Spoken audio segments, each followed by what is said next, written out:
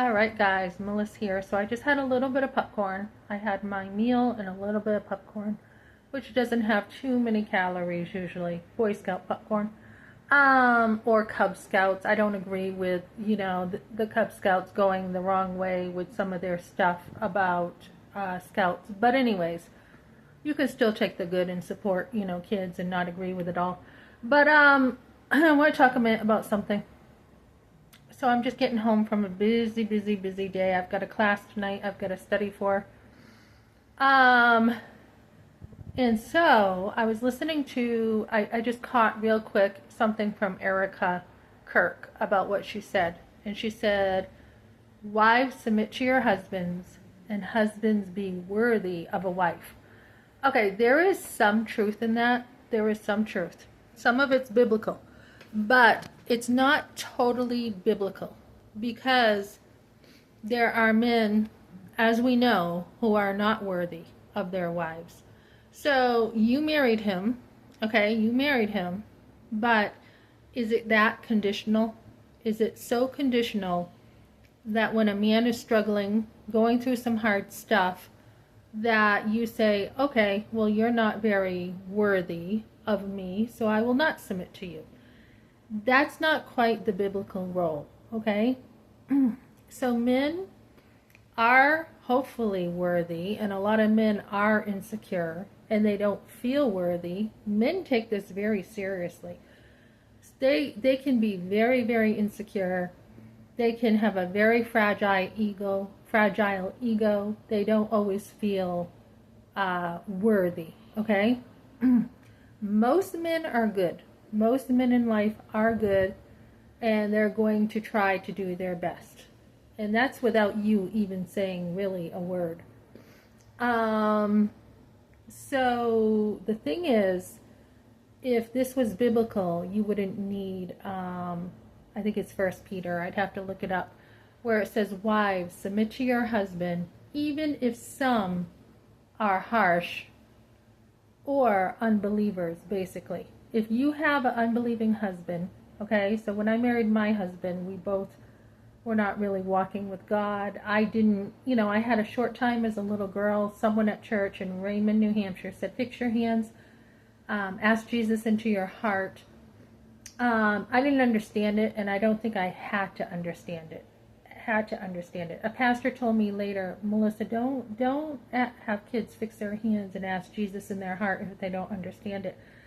I don't buy that. I think as a kid, you can do that so that you have some form of a faith in God. And if I didn't already have that back experience, I don't know that I would have gone to church with my kids, while being pregnant, and then with my kids later on. I mean, we had a positive experience. We did. Other than, it took forever to get home to have lunch. We did crafts and we did stuff, and I was bored listening on the pew to the pastor. But that very short time, I think, helped me, to go to church. So anyways, if, it talks about submit to your husband without a word so that he can be won by your chaste conversation, your behavior.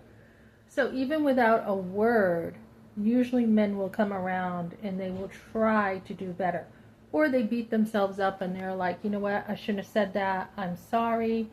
You know what, I was wrong for this. Or even if they don't say sorry, usually they do know that they were wrong. So it's not really our place for the most part to tell husbands, get your act together. For the most part. I mean, obviously, if your husband's doing something wrong, you have to define wrong because there's a lot of gray there. There is a lot. But if it's majorly wrong, I would say for the most part, you do need to say something. But, this was difficult. Like, my husband would drive really fast. And I would be like, can you slow down? Can you slow down? And I did not know that I was having panic attacks at that time. That specific time in Webster when we were together. I did not understand that, and I just felt like he was going way too fast, making me nervous. Someone's like, Melissa, I wouldn't correct his driving, And he'd be like, you want to let me drive? But I did not realize that I was going through that. So yes, he could have been sensitive to me, and he could have been like, you know what, you never asked me before to slow down driving. Why is this bothering you now? And maybe I would have understood that a little bit better. This is where abortion also affects marriage in a million ways, guys. When you go through trauma and you don't even know certain things until you go through it. So, but the thing is, for the most part, yes. For the most part, I didn't really say anything with my husband. I really didn't. If he wanted to go see his parents, fine. If he wanted to stay home, fine. Do what you want. Because I was busy doing my own stuff. So it's really important that you submit to your husband before God. It's a matter before you and God. And his leadership is between him and God. If a man is seeking God, it's great. If he's not, well, you know what? You married him. Usually they come to know God because of your behavior. My husband, once I went to church and became a Christian, he saw a 180 in me. He saw me totally change. And that is why he had faith. He said, because of my example. I wasn't really trying that hard. I was just being mentored by an older woman who said, make sure you respect him. Make sure for the most part, you are doing what he wants. You're submitting to him, obeying. I never had that in my marriage vows. So that's what turned him around. So it's important, ladies, to, submit to your husbands. There is a time to encourage your husband. There is a time to say, let's get this down. Let's get a schedule. Let's do this. And that's not nagging, and that's not submitting. It's encouraging him.